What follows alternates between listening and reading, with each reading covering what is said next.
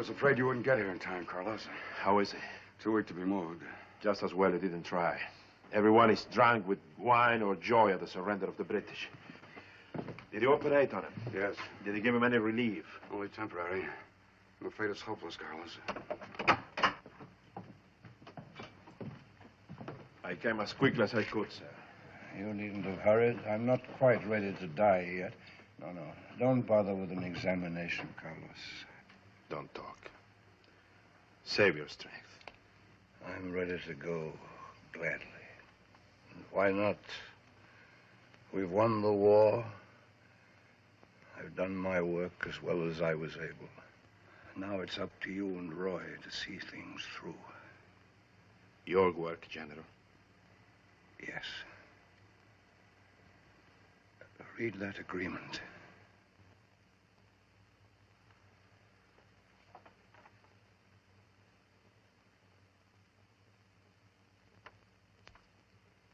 Are you speaking as my commanding officer or as my benefactor? I'm speaking as a man who hasn't long to live. It's the future I'm thinking of. A future that will need a strong hand at the helm, Dr. Carlos, to keep the Derby interests intact. You're that strong hand, Carlos. No man living owes to another what I owe to you. You gave me an education. You made a doctor out of me. But I cannot, sir. I will not sign an agreement which gives me control of your estate and fortune. That job belongs to Roy, your son and natural heir. I've already signed the agreement, Carlos. And not because Father asked me to. I'm no good at business. I've got my practice to stick with. I want you to run things. Can you say the same for your wife? Why wouldn't Martha want it? You and she have everything in common. You grew up Yes. We were both born of... I'm sorry. That's hardly gratitude. Oh, hang the gratitude. You were going to say that both you and Martha are children of indentured servants. Bond slaves, if you wish. What of it? It's what a man's got in here that counts.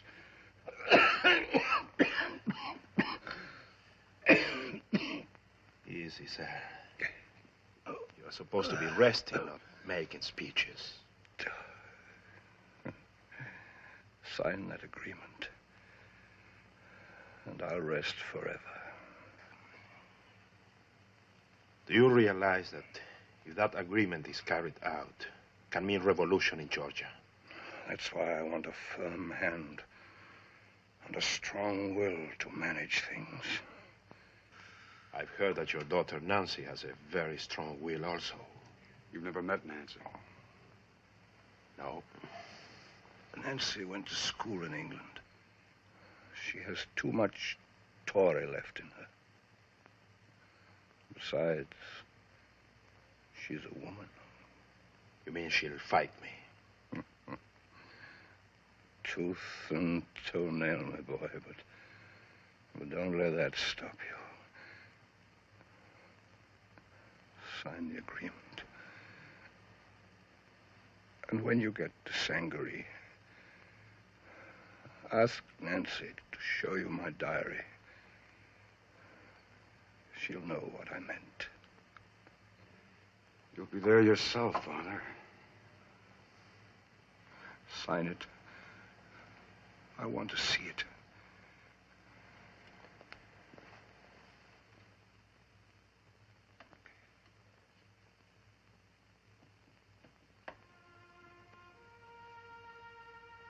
Taps. Lights out. This much of the fight for liberty is won. The rest of the battle I leave to younger hands.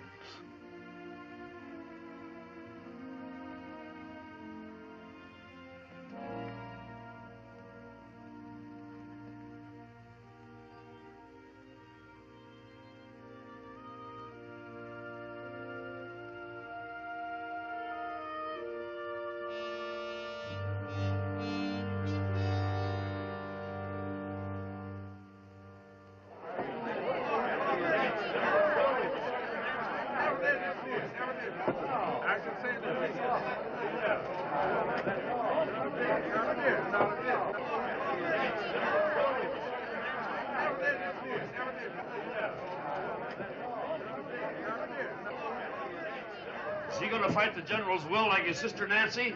You better ask him. I haven't seen such excitement since the British gave up.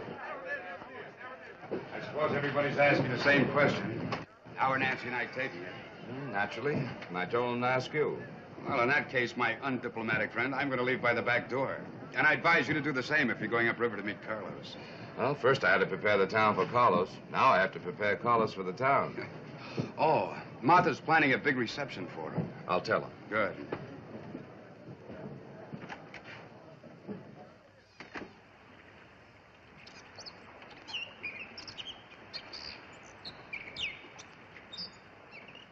You say Nancy Darby's taking the will to court? It's so rumored about. But then why shouldn't she be against you? The future she had every right to expect is now to be managed by the son of a servant. Would you like it? I'm afraid not. Gabe, what is my enemy like? An angel on the outside and a devil in. Everything it takes to make a man's blood boil, Carlos. I warn you, first off, be on your guard. First off, I'm going to have to forget that I was ever the son of a bonded servant. I've forgotten it in my own case. We both owe everything we had to General Darby, and that's why we can't fail him now. And as for Nancy, my advice is to assault her with all your devastating charm. Tear down the walls and swim the moat.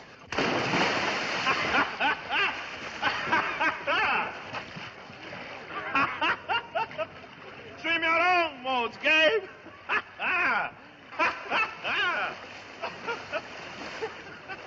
Come on.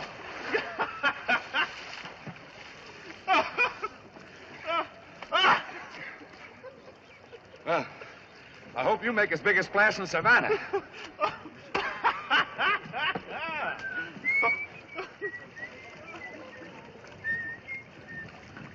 You're Savannah bound. Do you mind if I come along? I already have one passenger. I don't think there will be any objections to another. Good. Oh, no, John, no, John, no, John, no. Oh, madam, I will give you jewels. I will make you rich and free. I will give you silken dresses. Madam, will you marry me? Oh, no, John, no, John, no, John, no. Oh, madam, since you are so cruel, and that you do scorn me so, if I may not be your lover, madam, will you let me go? Oh, no, John, no, John, no, John, no. Everything all right? Yeah, everything's fine.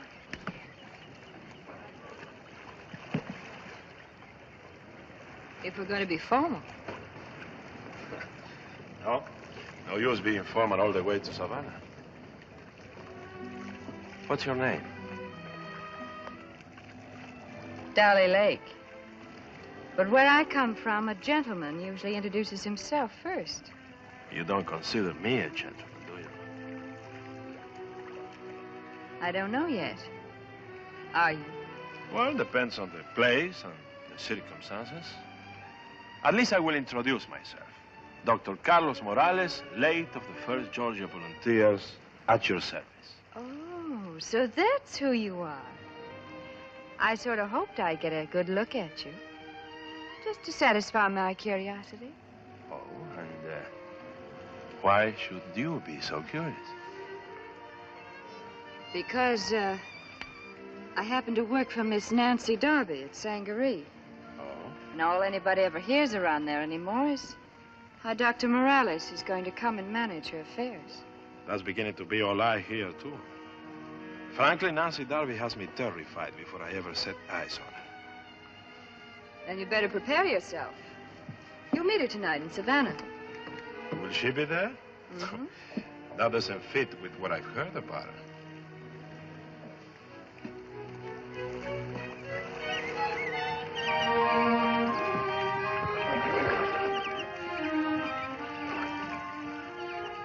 What have you heard about Nancy Darby?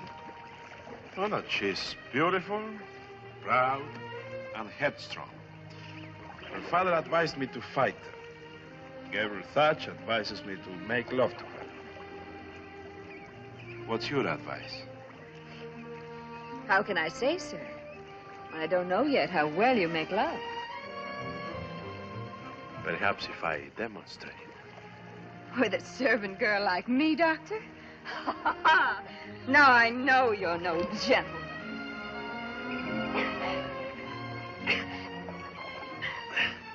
Why not a girl like you? I used to be a Derby servant myself. My father sold himself on 7 years to come to this country from Spain. Oh, yes, Dolly, it's so good to be back home and find a girl like you who can talk to a man on his own terms. If you break my arm, Doctor, I don't know how I'll explain that to my mistress.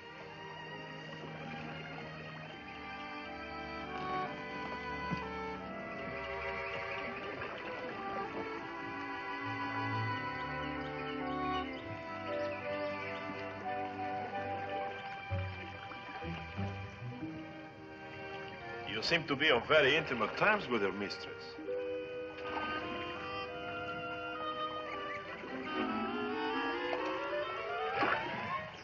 In wine there is truth, Dolly. Care to join me? Come to the cabin. We'll give it a toast.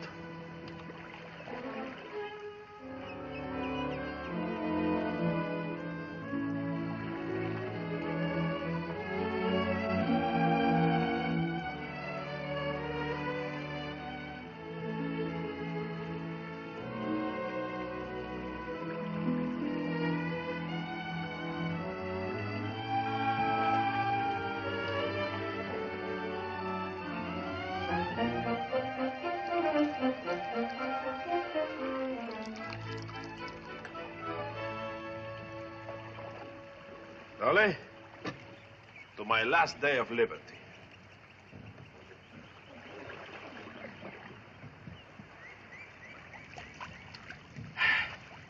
Tomorrow I take over my duties as manager of the Derby Company. You're pretty confident of yourself, aren't you? And why not? Because if Nancy Darby takes her father's will to court, you won't be managing anything. You'll just be a country sawbones. Nah, you wouldn't allow that to happen to me, would you? Now, tell me, Dolly, tell me, just what kind of a monster does Nancy think I am?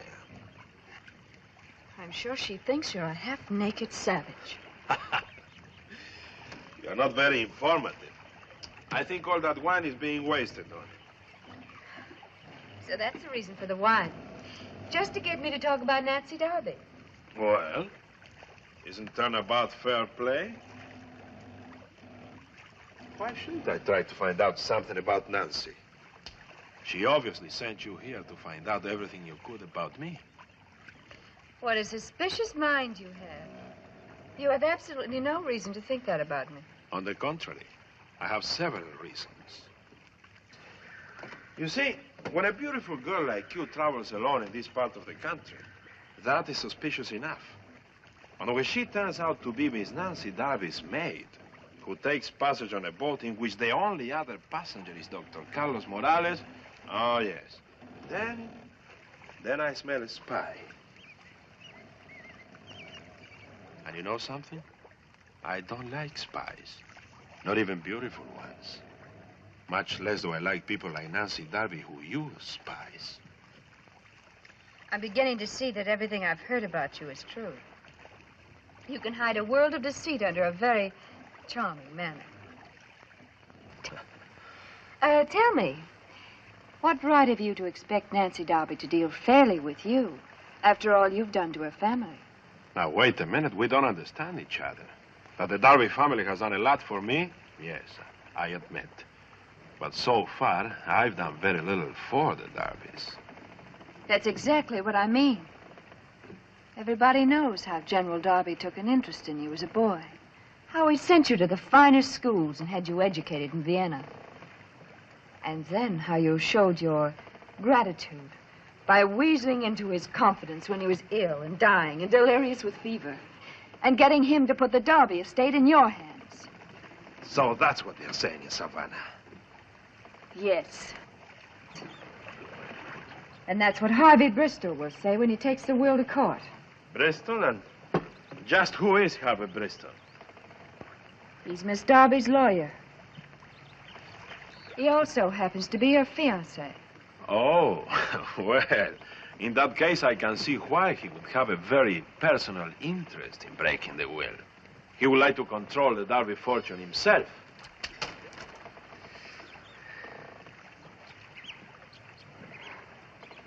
Say that to Harvey Bristol and he'll call you out. I'm looking forward to it with pleasure. And another thing. Next time you see your mistress, tell her this, that except for her father's last request, I wouldn't touch the Darby estate. But I made a promise to a dying man, and that promise will be kept. And tell her also that next time she wants information about me, to come herself, instead of sending her maid. Are you any better than her maid? I'm not acting like it, am I? Let me go. We reached Savannah. I know. And that means that very soon he will make a report to your mistress. All right? Let me give you something good to report.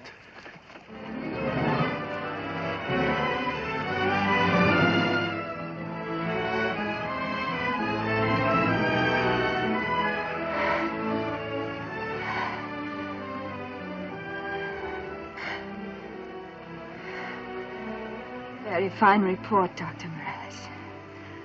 Very fine. I'm sure my mistress will appreciate it. Tell her that if she's half as charming as her maid, she can count me as her most devoted servant.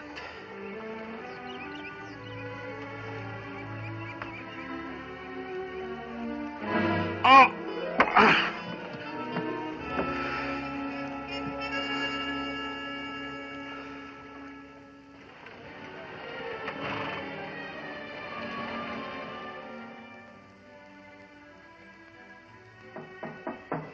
Come in.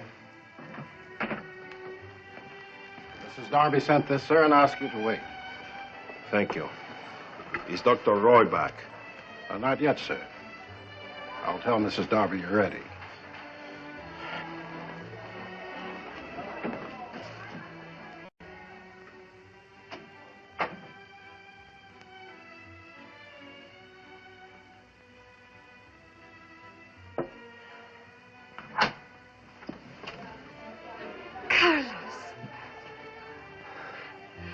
So you finally come. Oh, Carlos. Well, I'm glad somebody's happy to see me around here. Happy to see you. It's like living life all over again. It's like sunshine after a year.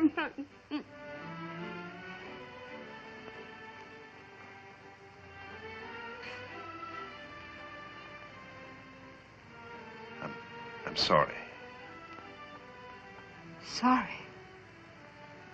Sorry for what? You're married to Roy now. Let's keep our past locked in our memories. Carlos, is this you talking? Lock up the past. What if I did marry Roy? You know why I married him? Because you loved him, I hope. You're the only man I've ever loved. Martha. No. No, let me say it. I've dreamed about you. Ever since those nights in Satcham Cove. Before you went to Europe. Then you shouldn't have married him. Certainly I should have married him. You were studying medicine, going above me. I was just Martha Gillespie of Clay Creek. How else was I going to stay in your life? Martha, you have to stop thinking that way. We are friends now, understand? Good friends. Couldn't you make that loving friends? Carlos, I've upset you and I'm sorry. When you feel the contempt of Nancy and her friends, you'll come to me of your own accord. I'd like the long-deferred pleasure of meeting Nancy. If you think she's going to let you handle the Darby estate, you're crazy.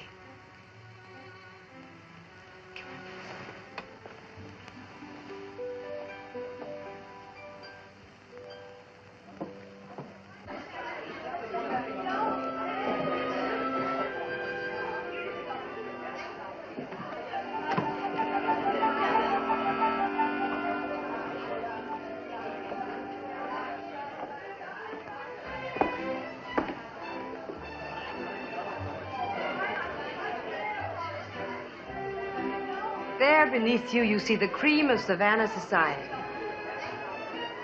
Now, let me point out your enemies. Can I trust you to know my enemies?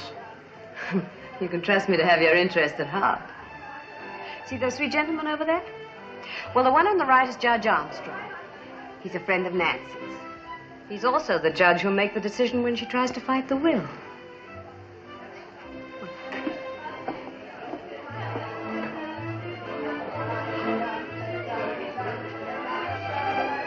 I'm sure you'll take good care of my Mrs. interests. Darby? Arthur? Judge Armstrong, Dr. Tyrus, Dr. Morales. How do you do, sir? Nice to see you, Doc. And this How do you do? gentleman is your rival and Roy's in the medical field, Dr. Bristol. How do you do?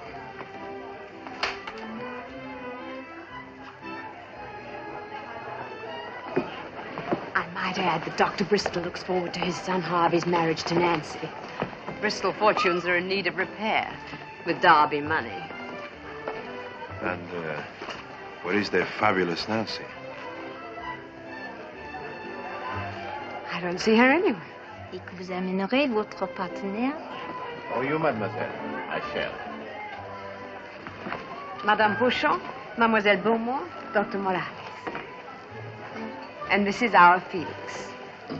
Felix Pagnol, Dr. Morales. How do you do, sir? Enchanté, docteur. Pagnol is another of Nancy's admirers. He chose our side during the war so he could plunder British ships. Since the war, he hasn't cared whose ships he plunders. A beautiful woman here in Savannah keeps him informed of sailing dates. Who is she?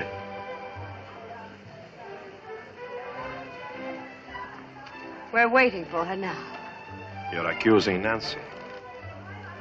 You might tell her that unless she drops the lawsuit against you, I can prove it. Blackmail is not one of Here's my Roy. I am? Hello.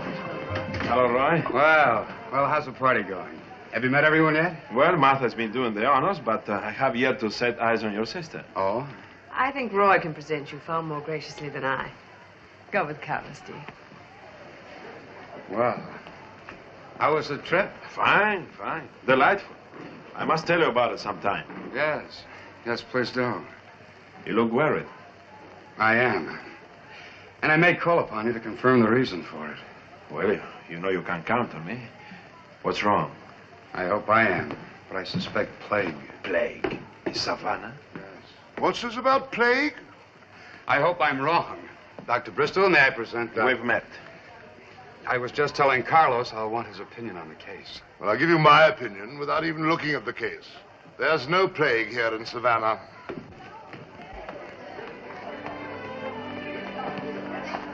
That's a broad statement to make, sir. Even an inexperienced doctor like yourself ought to know that epidemic diseases such as plague are caused by a mist. The technical word is miasma, Arising from the swamps at certain seasons of the year. Well, this is the wrong season. It's not the wrong season in Africa. Just what do you mean by that? I mean that there have been several deaths on the slave ships, which might well be caused by plague. And the bodies are buried at sea. So that need not concern us here in Savannah. Ah, Harvey, I don't think you've met Roy's assistant, Dr. Morales. This is my son, Harvey. Dr. Morales is not my assistant. If anything, the opposite is true. Roy has been trying to frighten us by talking about the plague. Sounds more likely that he's trying to justify the freak clinic ordered by his father's will. However, we don't have to worry about it. I shall see that the will is set aside. Like your father, you offer your opinion before the evidence is in. Perhaps it is because no one ever listens to your opinion afterwards. I don't need instruction in the law from a bondsman. Gentlemen, you are guests in my house and there are ladies present. Your point is well taken, Roy. Although from what I've heard of Dr. Morales, he can't tell a lady from a kitchen maid. I'm sorry, Carlos. I despise the man, but Nancy invited him here, and there's not much I can do about it. I know. Oh, I think I see Nancy now.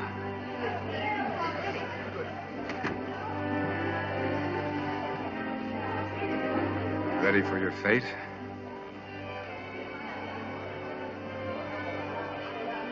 I'm looking forward to it.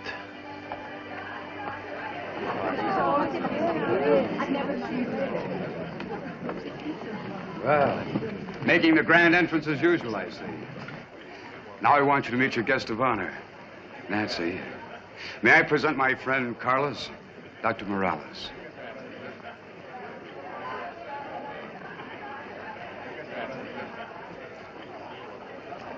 How charming. Finally to meet the man I've heard so much about. Especially when you've heard such intimate details.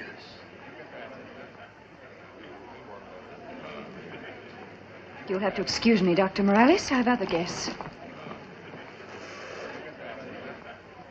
I didn't think even Nancy could be that discourteous to you. She had the right. You see, I bit her.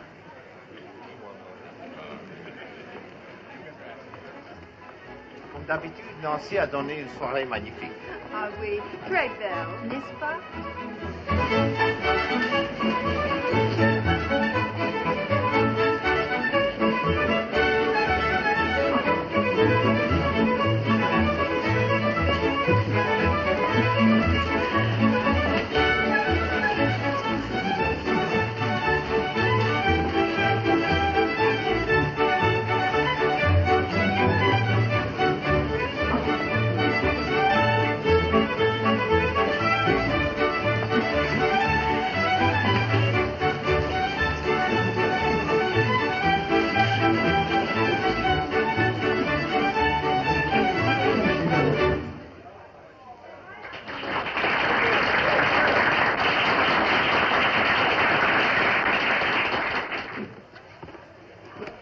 I see that your reception has given you a bad impression of us.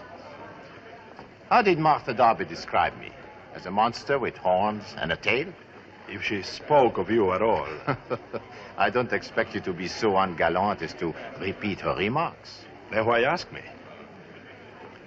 To correct your impression, if possible. She told you that I was a pirate. That is untrue. If you wish to refute Mrs. Darby, you should speak to her, not to me. Not at all. If I called Mrs. Darby a liar, her husband would be forced to challenge me. Then I, in turn, would be obliged to shoot him. And he's far too charming to shoot. Besides, Martha Darby mixes the truth with her exaggerations. She probably told you that I was one of Nancy Darby's admirers. Well, that seems to be the natural state for an attached male in Savannah. I'd marry Nancy tomorrow. To my regret, she won't have me. But that does not stop me from being in love with her. Love, Monsieur Pagnol, should be private. I'm surprised to hear you say that. Love is such a fascinating subject. Why treat it as though it were something to hide? What good does it to be courageous on the battlefield and quail at the sight of Venus? Tell me, is it Nancy who keeps you in Savannah? Only in a way of business. A business with which I'm afraid you'll interfere. What business would that be? Now there, you see, you refuse to talk of love, but you are willing to discuss duller subjects. Business, Dr. Morales, not love, should be private. Lovely party. Yes, isn't it? So you must get your information from Nancy. I'll take your advice on that anyway.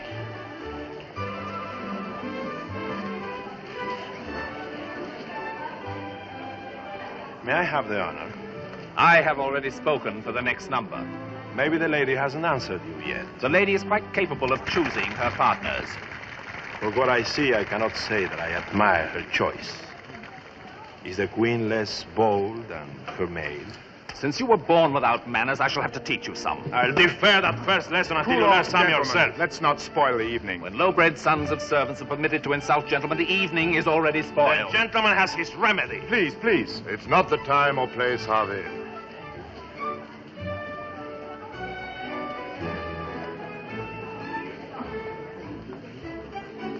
Bonsoir, mademoiselle. Bonsoir. Votre soirée est charmante. Oh, merci, merci. Are you enjoying yourself also? Very much, thank you. Madame. Haven't you humiliated me enough for one evening? Why can't you leave me alone? I should have asked you the same question on the boat. Your only reason for being there was to expose me as a vulgar, uncultured backwoodsman. Isn't that true? And that's exactly what you showed yourself to be. Why? Because I insisted upon kissing a servant wench? I still prefer the wench to the lady. Maybe you do too. You seem to be in the mood for insulting everyone tonight. Tell me something. What did you think you'd gain by playing the role of a maid? I learned that you were brutal, overbearing, and completely unsuited to managing the Darby estates. Therefore, I shall continue with my plan to have my father's will set aside. Those are Harvey Bristol's words, not yours. I'll tell you why you were on that boat. You were there because you are a woman and you think like one. I'll never acknowledge you as my master in any way. Then Dolly Lake shouldn't have returned my kiss so ardently. But I'll forgive you. I'll forgive you for being a spy because you were acting for yourself. You should have thought of that on the boat. And spoil a happy memory. Thank you. Any compromise with you is impossible. I'll see you in court.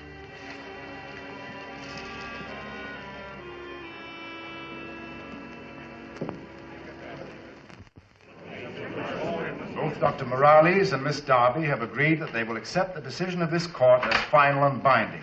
As moving party, counsel for Miss Darby is entitled to speak first. Your Honor, we have argued that the will of the late Victor Darby must be set aside for several valid reasons. It should suffice that it is illegal, and in addition, it cannot be carried out. It is unjust to the Darby heirs. And finally, we have shown that Victor Darby was of unsound mind when he executed it.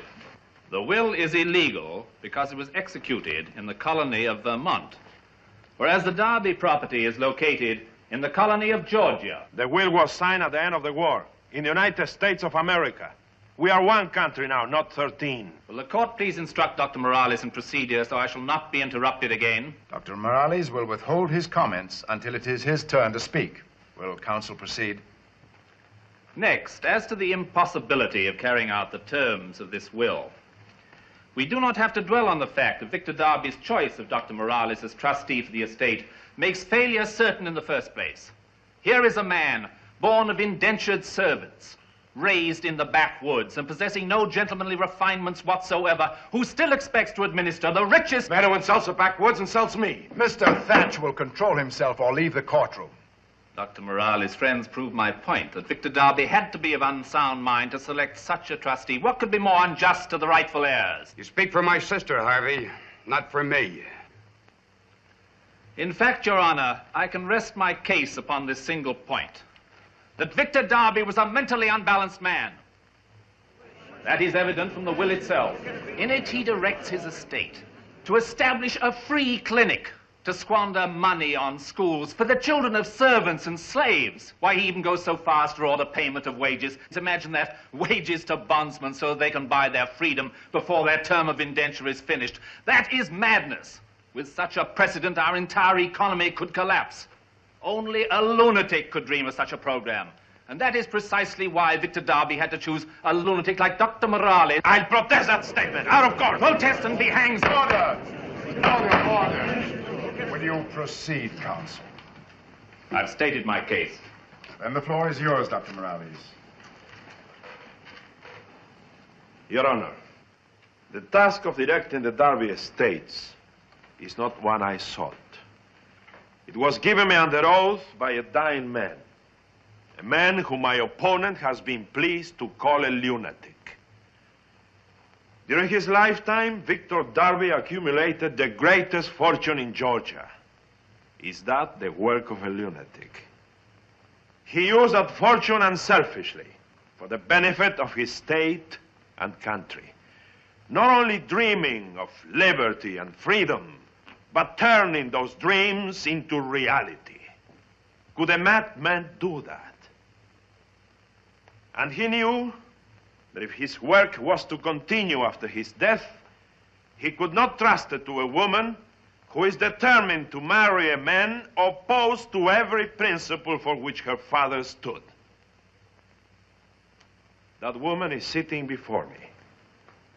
I'm going to ask her for an honest answer to one question, and I let my whole case stand or fall by her answer. Miss Darby, do you believe your father was insane? Of course he was insane. I put the question to Miss Darby. Do you believe your father was insane?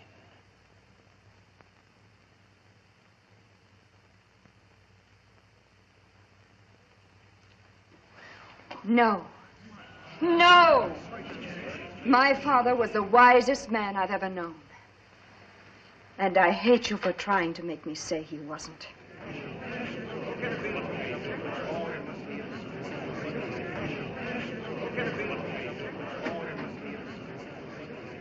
And now, Harvey Bristol, I'll take up some of your personal remarks about me.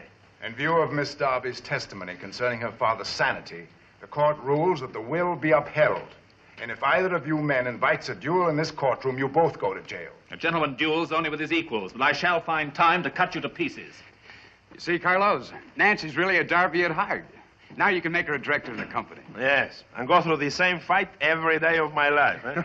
Congratulations, Dr. Morales. As director of the Darby Company, you automatically inherit a seat in the Savannah City Council. I'm putting your name up as health officer tonight, Carlos. Make sure you get there. I'll be along as soon as Gabe gets here. Still worrying about Nancy. Why don't you stop by the docks on the way to the meeting tonight? She may not have left town yet.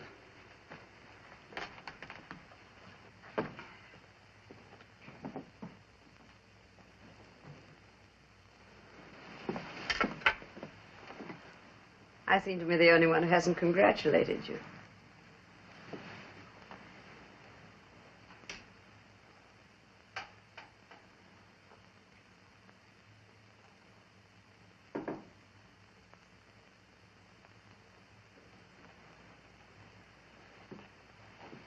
Here, Thank you. to the future. To the future. I wish you'd say to our future.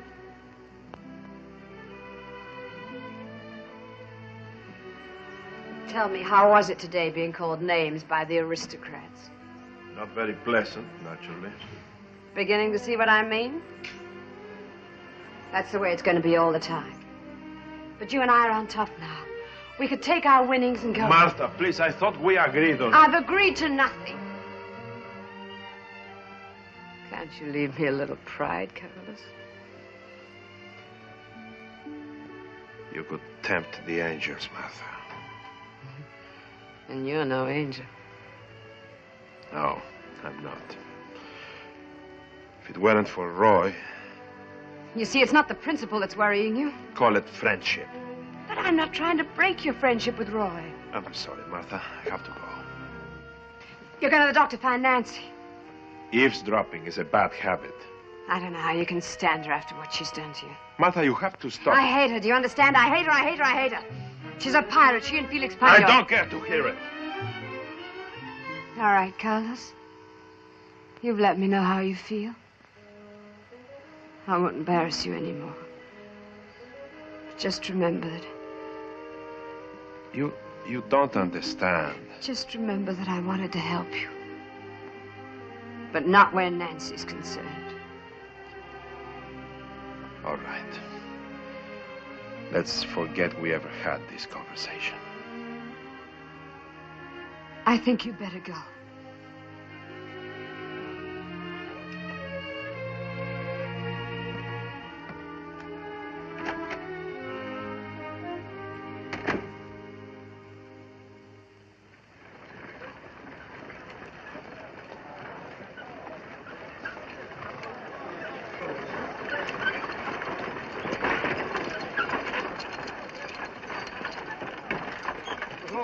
That's Nancy's boat. She's still here. But if we wait, we'll miss the meeting. We have time for a drink, and Look, Carlos, it's too important. 5 minutes. sober. Come back, boys, to the glowing bow until it does run over. Come back, boys, to the glowing bow until it does run over. For tonight we'll merry, merry be. For tonight we'll merry, merry be. For tonight we'll merry, merry be. Tomorrow we'll be sober.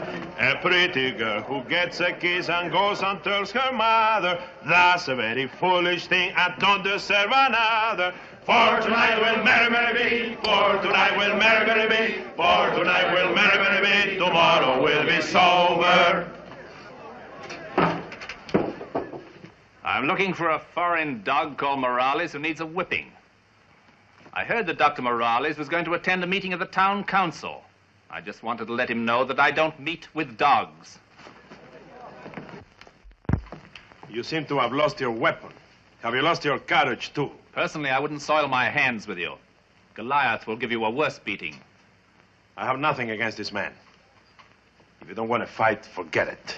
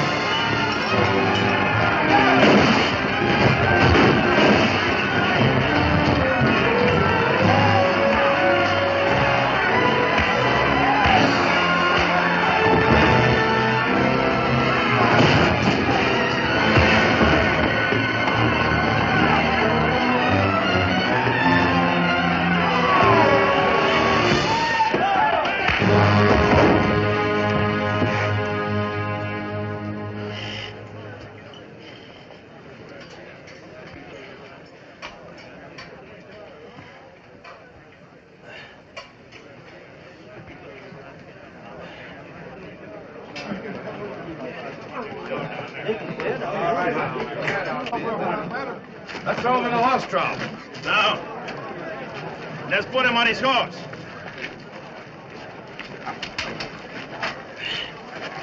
He was on his way to the council meeting. We may as well see that he gets there. Mr. Chairman, I'm certain that Dr. Morales is coming.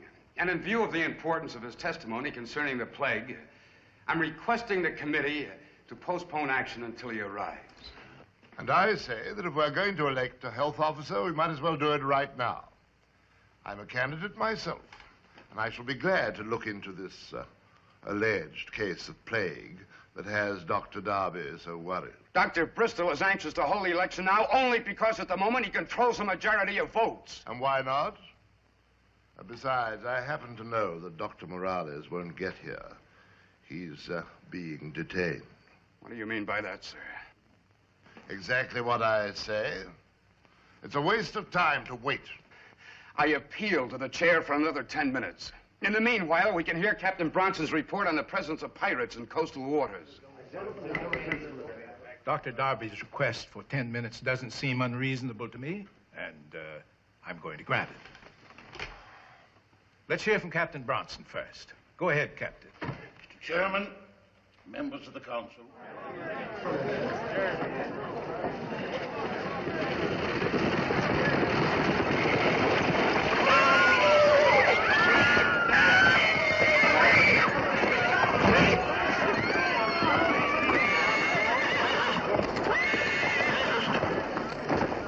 What's happening? Looks like a brawl, Miss Nancy. Nothing to be worried about. I'll walk from here. Yes, ma'am.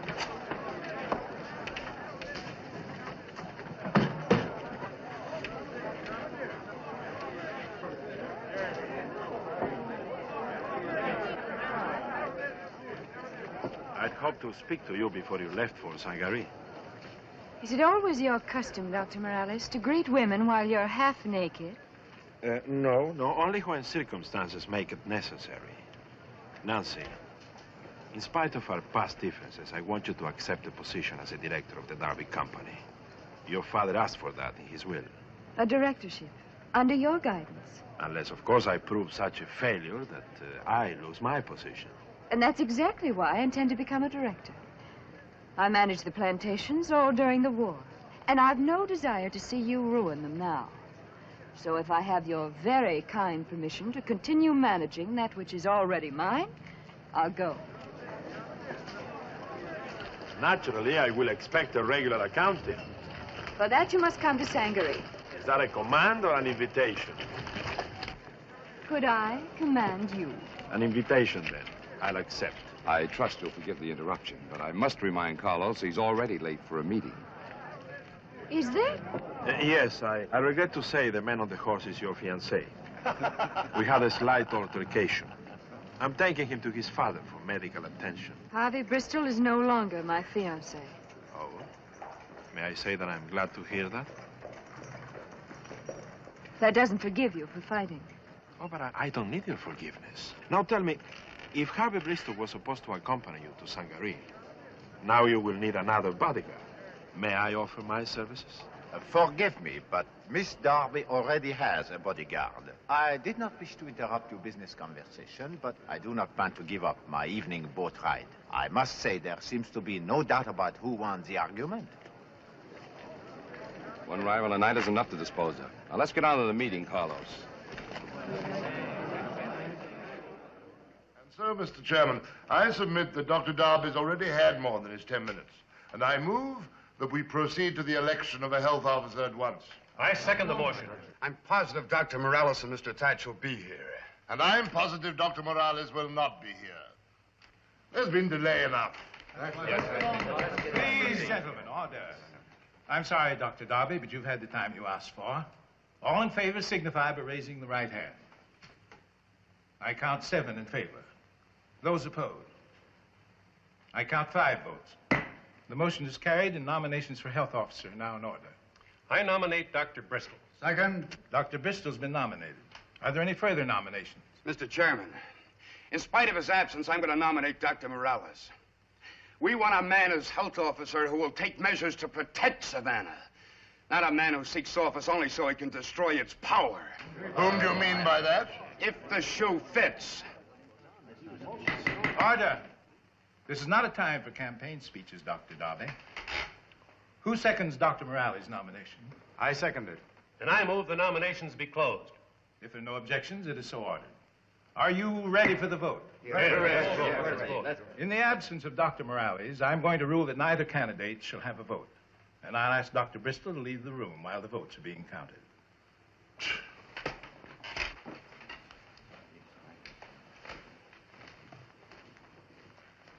I can win without voting for myself.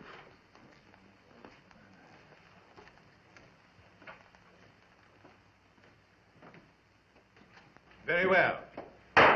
All in favor of Dr. Bristol for health officer, please raise the right hand. 6 for Bristol. Those for Dr. Morales. 2 plus 1.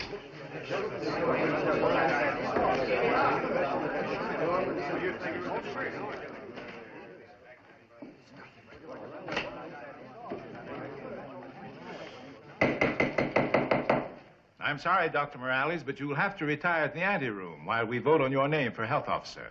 Certainly. We are voting on Dr. Morales. Those in favor, raise the right hand. 2, 4, 6. It looks like a tie vote. Why, how can that be? No, I see 7. 7 for Dr. Morales. Dr. Morales wins and is hereby appointed health officer of Savannah.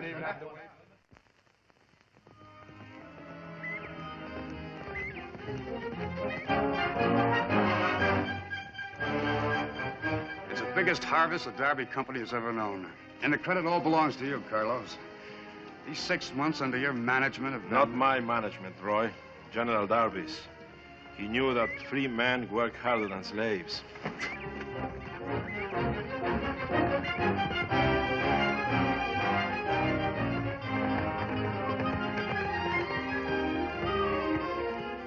It's really a beautiful harvest.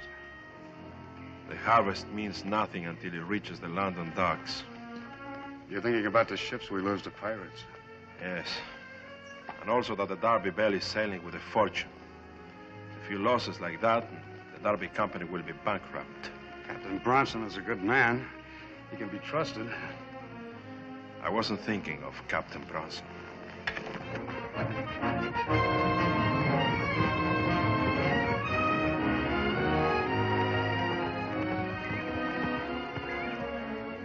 Well, here's where we part, Carlos. Oh, when you get home, tell Martha not to wait dinner. I'll be late. That fork leads to Sangaree. I'm only too well aware of it. You should have gone before, Carlos. Nancy asked permission to run Sangaree as she pleased. I've given it to her. But that doesn't rule out a social call. Ask her to show your father's diary. And don't be afraid to smile at her.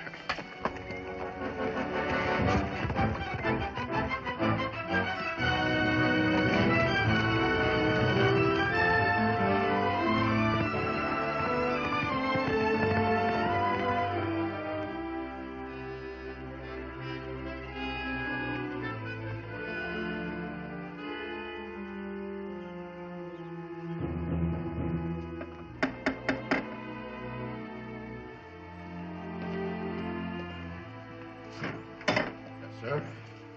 If Miss Darby is in, tell her that Dr. Morales is here and would like to see her. Yes, sir. If you'll wait in the study.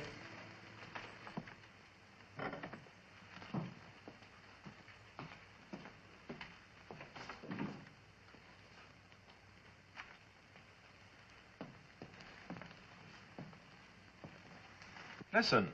Yes, sir? Haven't I seen you before? I couldn't say, sir. Yes, your name's Priam. You were at the reception the night I arrived in Savannah. I thought you belonged to Mrs. Darby. I am a freedman, sir. I work where I'm paid. Yes, of course. And these are very, very pleasant surroundings, huh?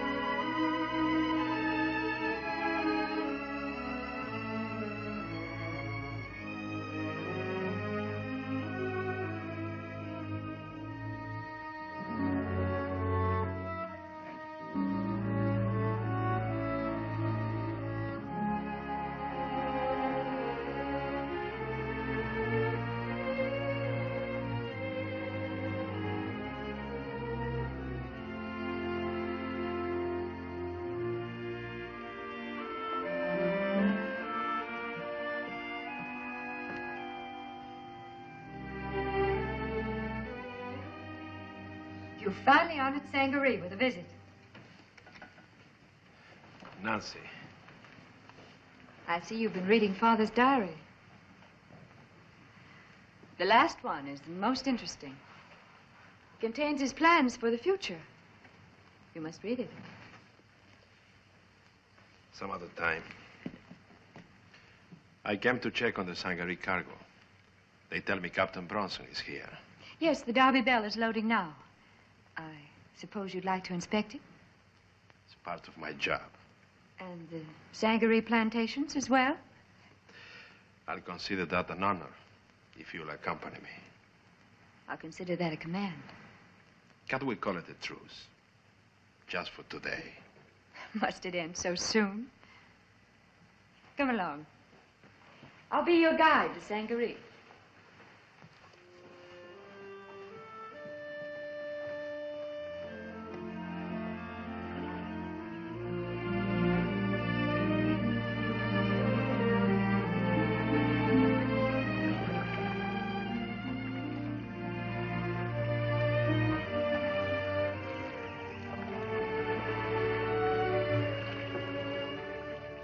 This acreage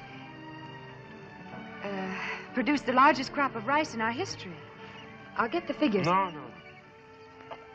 But if I can't tell you about the crops...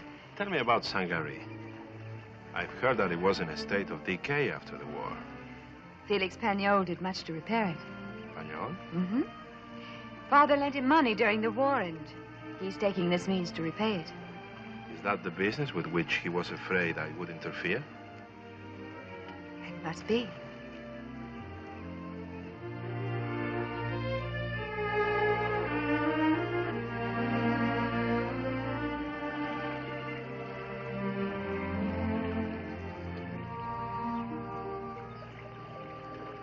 There's a warehouse. I've seen many warehouses. Captain Bronson will be there. Oh, yes. Fine man, Captain Bronson, yes.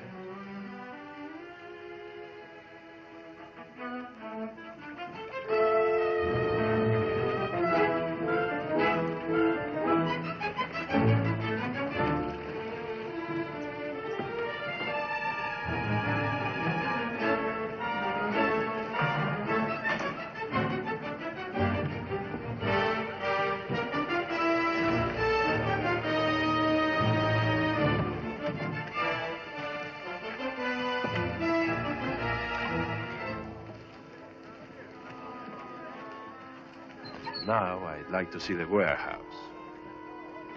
Come along.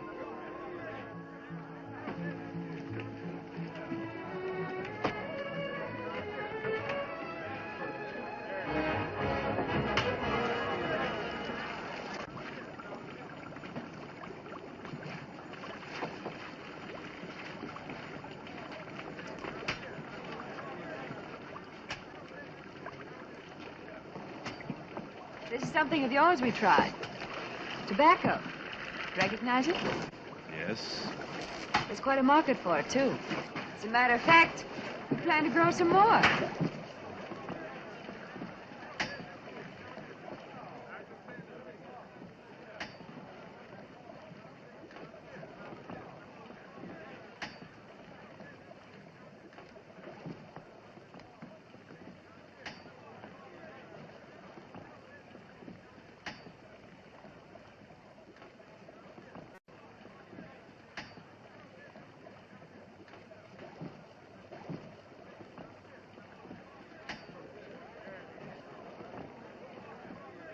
I want the rest of that cargo as soon as you can, and make no mistakes. Those hogs is the next. Keep them rolling. Captain Bronson. Captain? I'll be out of here within the hour. We'll pick up the tobacco at Darbyville, and I'll wait for the tide and head for the open sea. But what about the cargo at Savannah? Oh, those barrels on the dock are dummies. Empty. If there are any pirate spies in town, they'll be watching those barrels. By the time they'll find out they're nothing but decoys, the Derby Bell will be halfway to London. We'll clear the bar by midnight. Work before, work this time. You'll stay at Sangaree for dinner? I wish I could. Well, surely the Derby Company can spare you for one evening.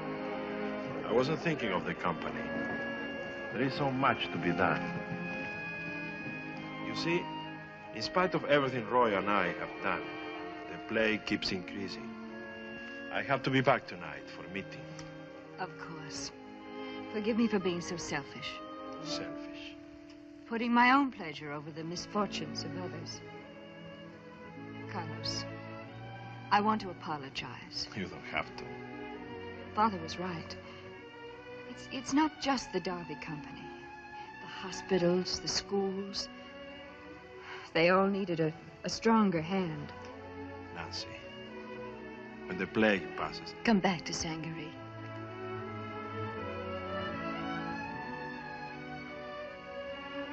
I will.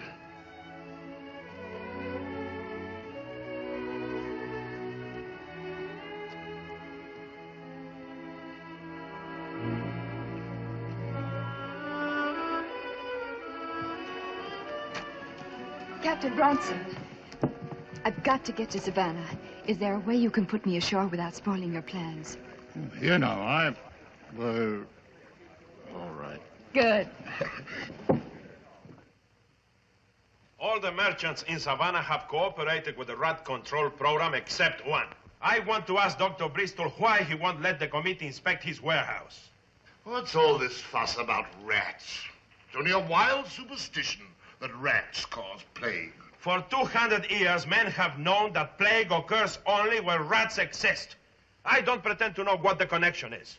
But I do know that as long as Dr. Bristol won't cooperate, the entire community is in danger. That's right. One man can spoil the whole show. We need full cooperation.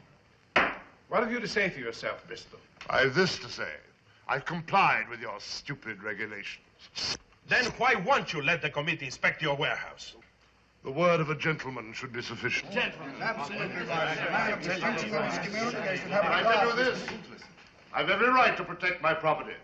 And if anyone tries to enter my warehouse or inspect Bristol ships without my permission, my guards will open fire. Gentlemen, we don't want any violence if we can avoid it. Roy Darby has sent for sulfur to fumigate the warehouses. By the time it arrives, Bristol may have changed his mind. Let's adjourn for the evening.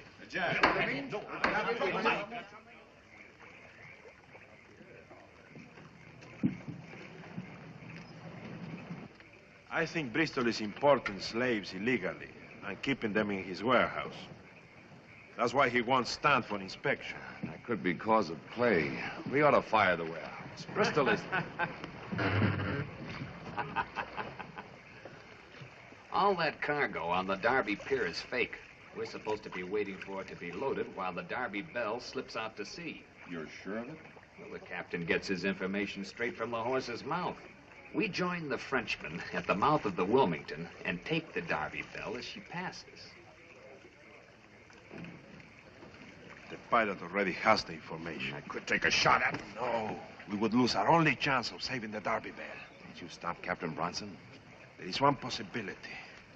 With the tide in, a light boat could cut through the marshes and gain 15 miles between here and the bay. That's probably what they're going to do. Yeah. Get Billy and meet me at the sloop. I'll go by the Darby warehouse and get some powder and fuses. All right. How did the pirates know she was sailing? There is only one person. Get going.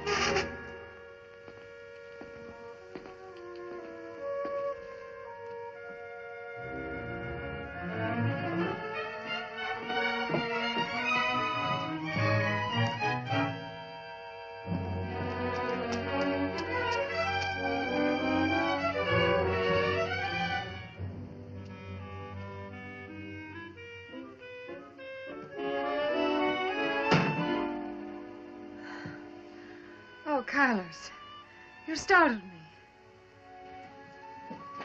What's the matter? What's wrong? You know what's wrong. Every word you said to me today was a lie. Every smile, every gesture was a lie. What are you saying? You're a spy and a traitor. You won my confidence so you could tell your friend Pagnol about the sailing of the Darby Belle. That's why you're here. That's not true. Why would I want the pirates to take my own ship? To get all the profit instead of 1/3. to ruin the Derby Company and me. Look at you, the aristocrat. Look at you. If you were a manite, you're the lowest wench that ever walked the streets of Savannah.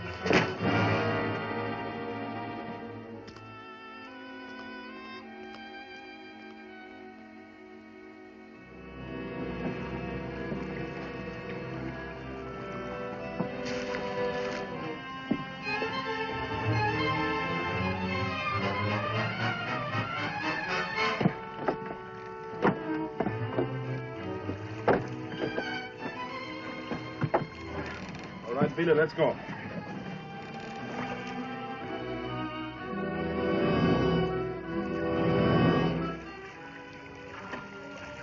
Closer to the shore.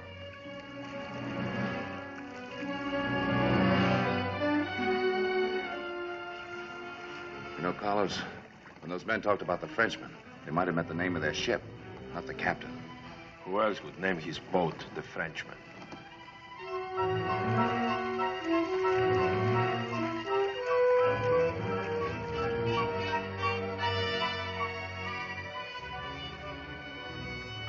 Let's get the powder in place now.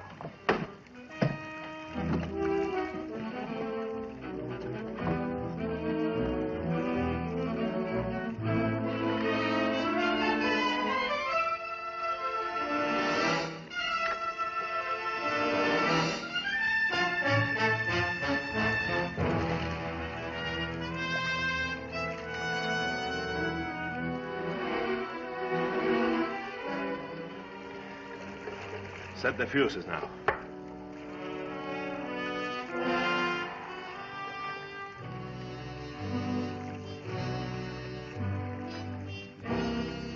All right.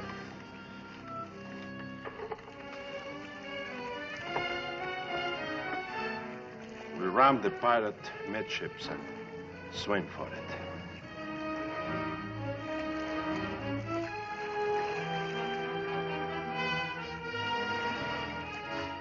There's our game.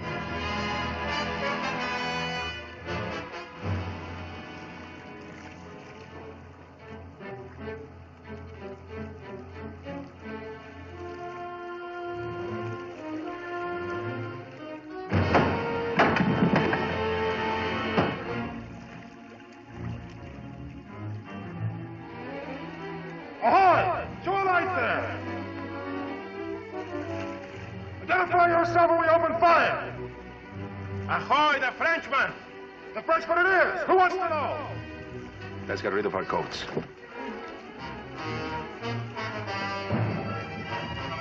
Fire! And the rudder!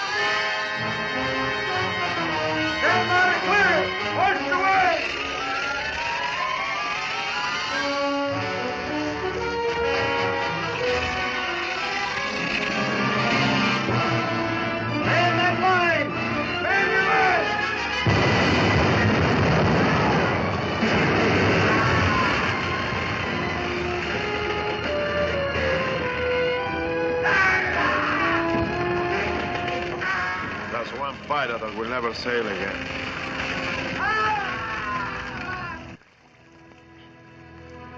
There's the Derby Belle pulling for the bar right now. Something tells me that Felix Pagnol wouldn't have trusted himself on that ship.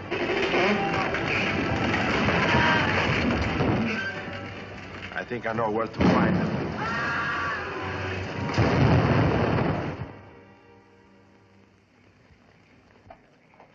You two go on to the stable and saddle the horses. We are going to Sangaria and settle with Pagnol.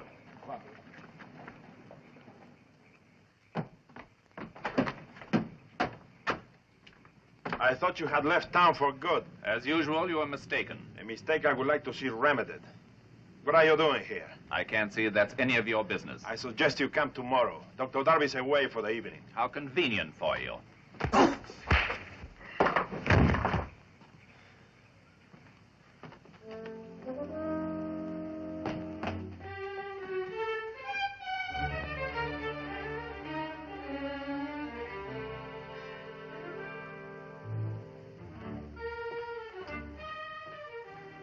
So you finally got home. Place has been like a tomb with Roy gone. I'm leaving again, right now.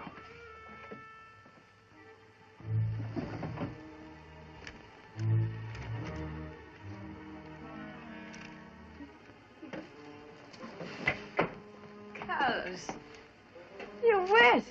The usual result of being in water. I don't understand. I'm on a pirate hunt. We sank the ship. Now I'm after the man. Who do you think the pirate is? You told me his name yourself. Felix Pañol, of course. Oh, yes, that's right. Pañol and Nancy. Didn't I tell you the truth, didn't I? Yes, you were right, Martha. We are two of a kind. There is no place for us among the Darbys. Why couldn't you have learned that sooner? As soon as I've settled with the pirate, I'm going away. No. No, Carlos. Carlos.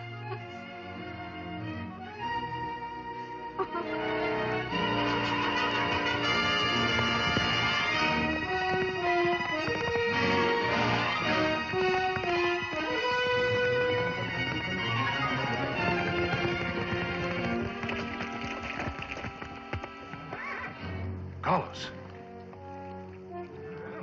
It looks like Nancy's horse. Let's take a look.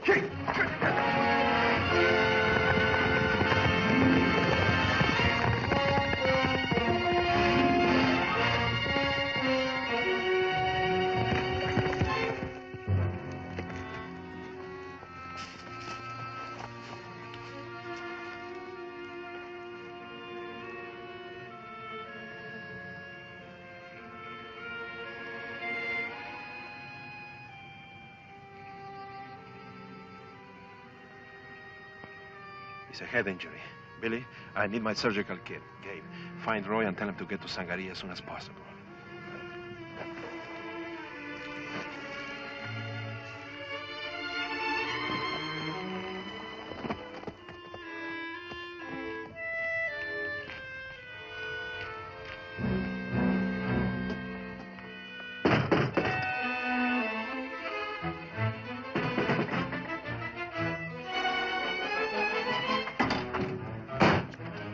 Badly hurt. Get some hot water. Get her bed ready. Hurry.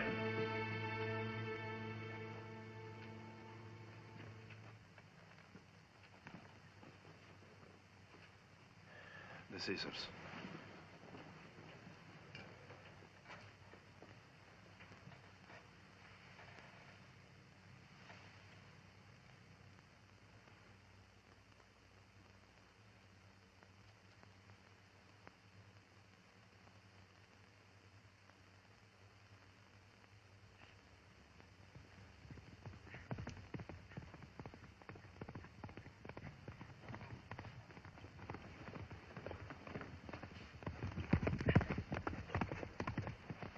It's Billy.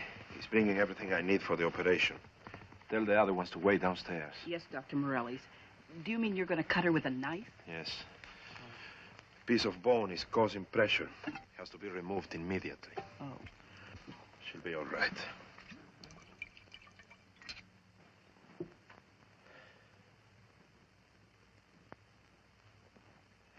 Tell Priam to come here. I may need him. He's not home. He went away. All right.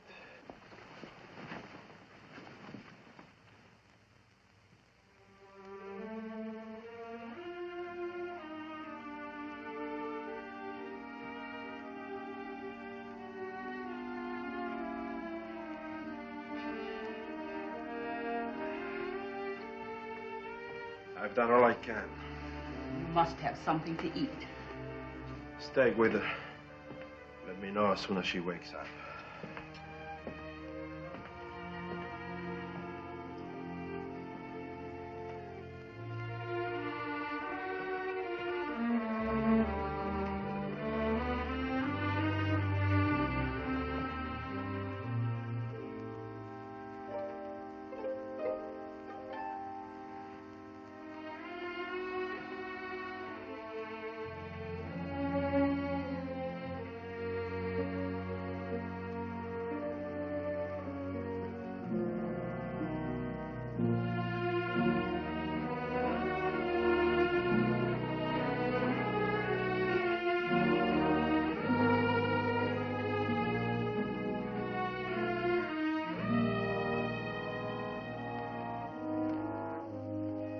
Carlos.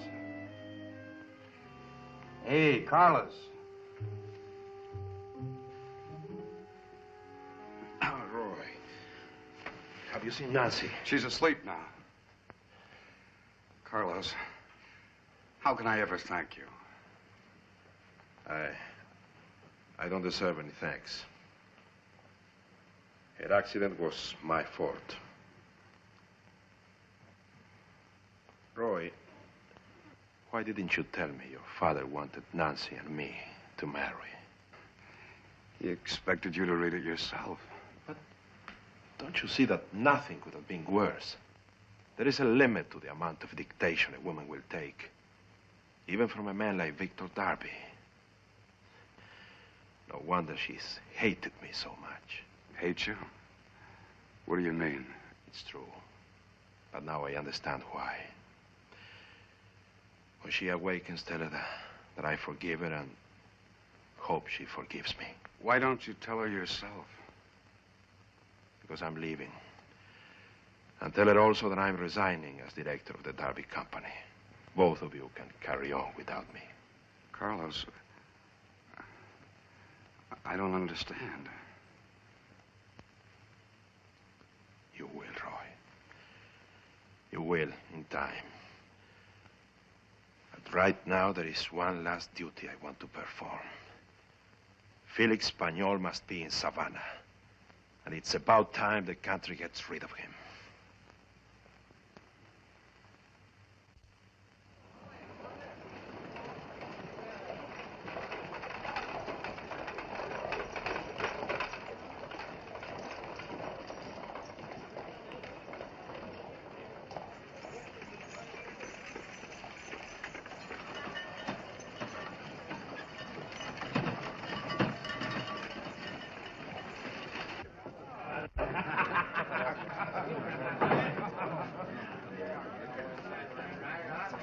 Monsieur Pañol.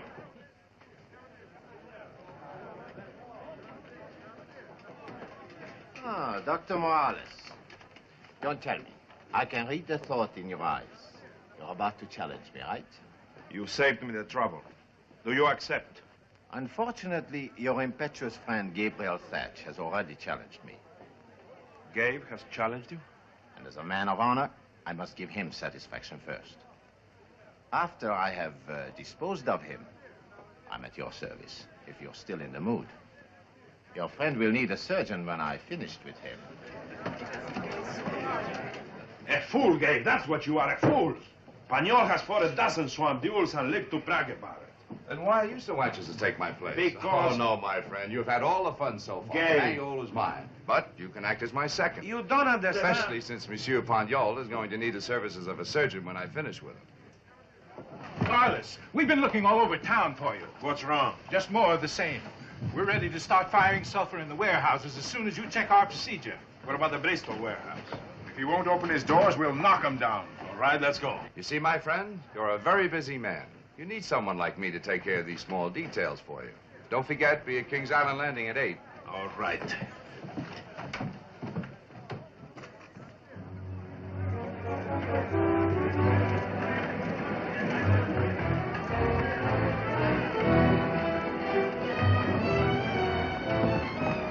Move that bed to the left. Let's go. All right. Spread that sulfur inside. When you're through, seal the doors.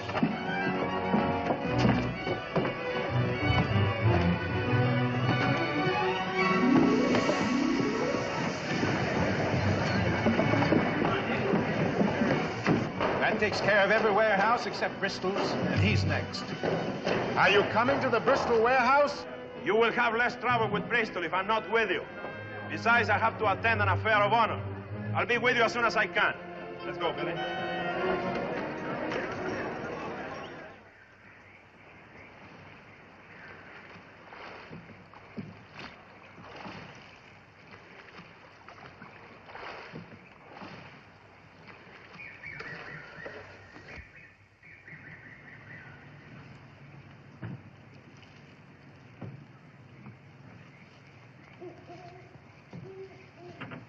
You're late, gentlemen. The fault is mine. I have serious duties in Savannah. My only wish is to finish this affair as soon as possible. As referee, Colonel, I suppose you have the weapons. Certainly. Since Monsieur Pagnol furnished the pistols, Mr. Thatch may choose first.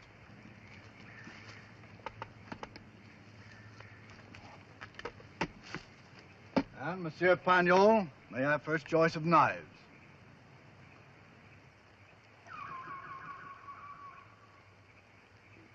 A well-balanced blade.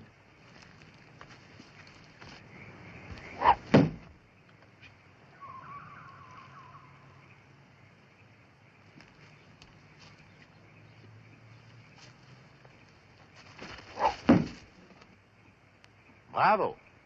Well done. This promises to be more exciting than I thought.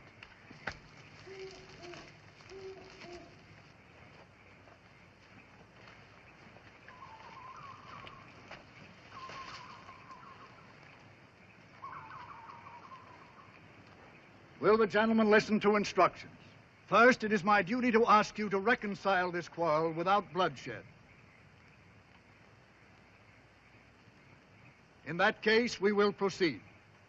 Mr. Thatch and his second will walk 40 paces. Monsieur Pagnol and his second will go a like distance.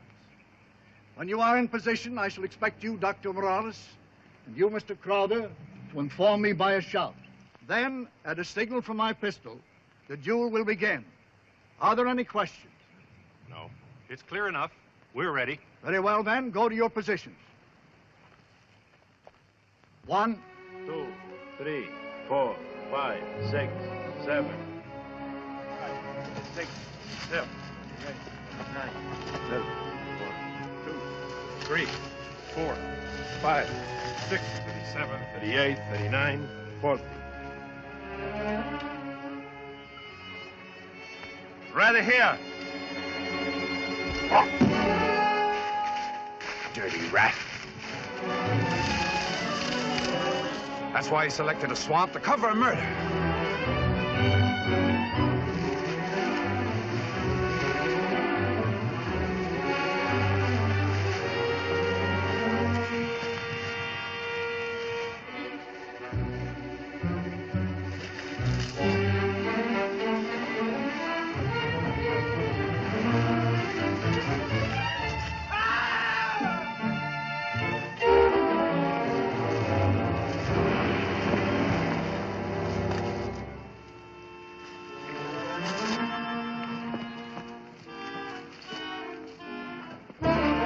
Brian.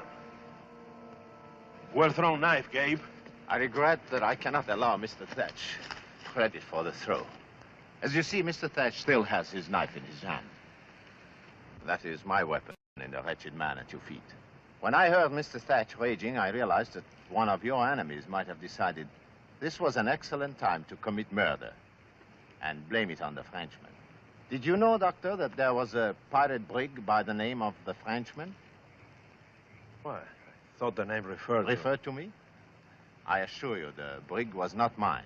However, if you still seek an answer, I suggest that you examine Harvey Bristol's warehouse. Better still, I'll take you there myself.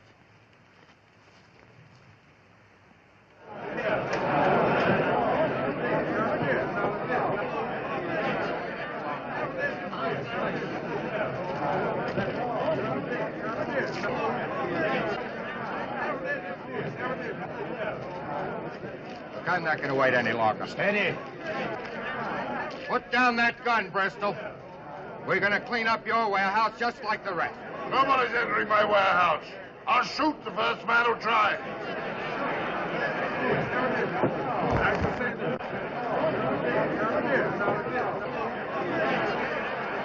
Here's Dr. Morales. He's health officer here. Let him talk to Bristol.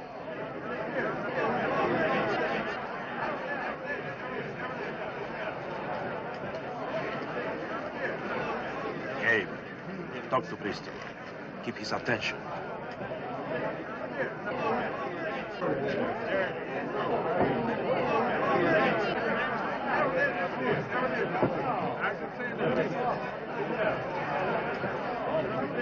Will you listen to me, Bristol?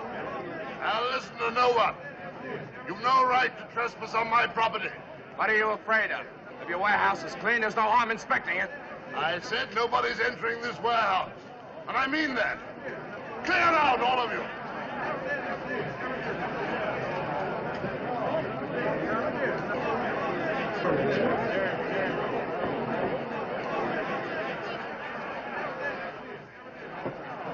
Tell them to drop their guns. Come on. Come on. All right, drop them.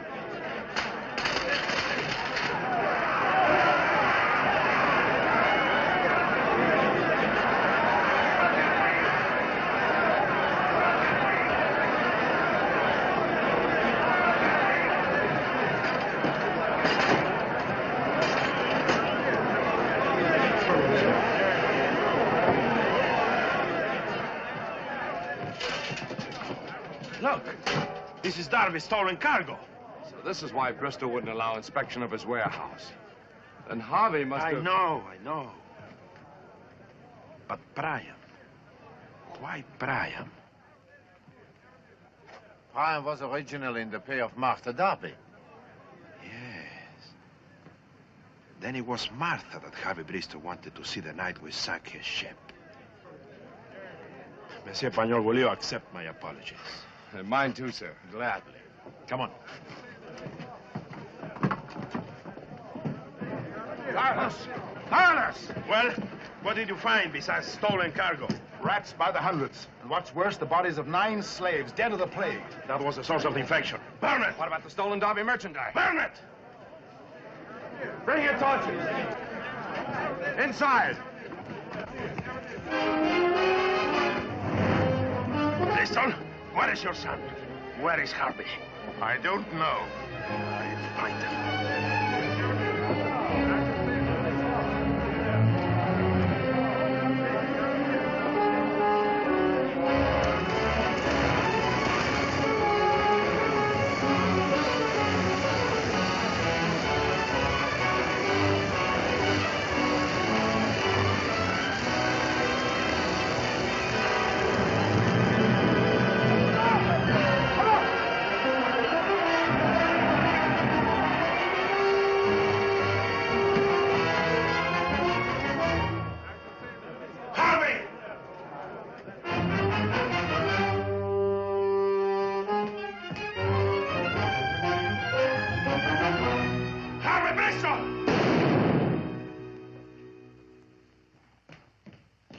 Stay where you are, Carlos. Don't come near me. I'm looking for Harvey. Harvey. Harvey's dead. He hired Priam to kill you. I came to stop him. But I was too late. And Harvey, when he heard you were in the warehouse, he wanted to run away. So I shot him. And now I'm gonna die too. But why, Martha? Why did you join forces with Harvey Bristol? For years I've wanted to destroy Nancy. Call it envy. Call it revenge or just plain greed. But when Harvey wanted to kill you, Carlos, I just couldn't. I couldn't. Carlos, you and I together. You and I. We could have had everything. We could have...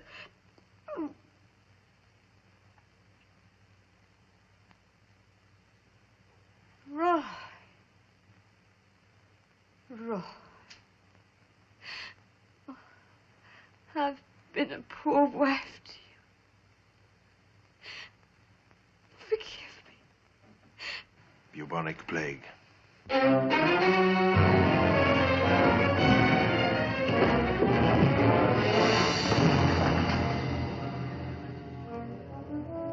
Don't touch her, Carlos. Roy. Nancy's waiting for you at St. Henri. Please go.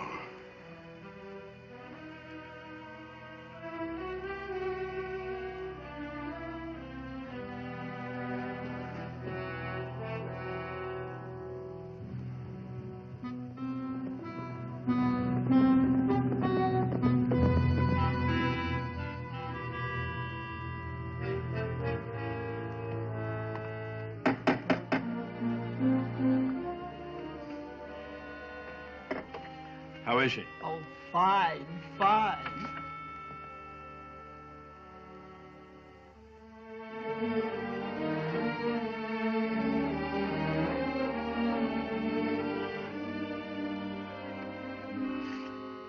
Carlos. You see? Your father understood the inevitable. He might have emphasized love a little more and business a little less. He was wise enough to let us find love for ourselves.